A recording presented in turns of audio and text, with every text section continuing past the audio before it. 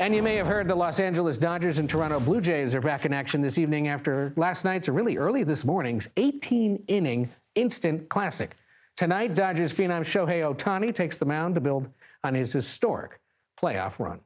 But at a time that's normally full of fanfare and pageantry, illegal gambling scandals paint an ugly backdrop across professional sports.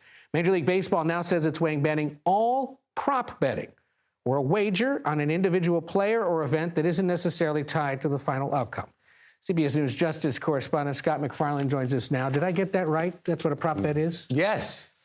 You sound familiar with it. I've never placed one, no, for the record, but have certainly become familiar with it because it's growing in such widespread popularity across the country, across all levels of sports. And right? you don't have to partake in it to get familiar because of all the ads you keep seeing during the games. And that's how so many people became familiar with it, because it inundates you as you watch a football game, as you watch a baseball game, watch a tennis match. I'll tell you, one of the dynamics of prop betting that has raised people's concern is that there's a theory of the game that it could make players more corruptible. If an individual player is the subject of a bet, well, an individual player is easier to get to than an entire team is to get to.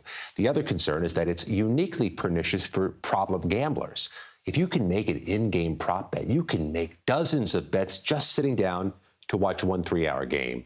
That obviously could lead to more trouble, more seismic losses for a problem gambler, and a more ferocious addiction. And it's the idea that I'm sitting there in the third inning, and I can place a bet that says someone's going to hit a foul ball by the end of the game.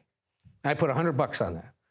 And either you get that 100 back or you double or triple or whatever. And that's the addictive nature of this, is that you can literally be sitting on your couch, make those bets and make it happen. Now, whatever is up here involves Ohio Republican Governor Mike DeWine. What's up with that? There had been a concern with the Cleveland baseball team, now called the Cleveland Guardians, about some pitches that were thrown in June that led to the suspension, at least temporary suspension, of the players so they could figure out what was going on with those pitches, because there seemed to be a surge in bets around those individual pitches that was not consistent with normal wagering. So there's an investigation going on there. Ohio's governor picked up on this. He had some concerns already about this prop betting for the reasons we just described. He also has concerns about college players in his state being menaced by would-be gamblers or dejected gamblers over their performances. He'd like to draw back some of what they legalized in that rush after the Supreme Court legalized sports betting. He'd like to draw back the prop betting. He's talked to the leagues. He's talked to Major League Baseball. He's somewhat confident the leagues may move on their own also,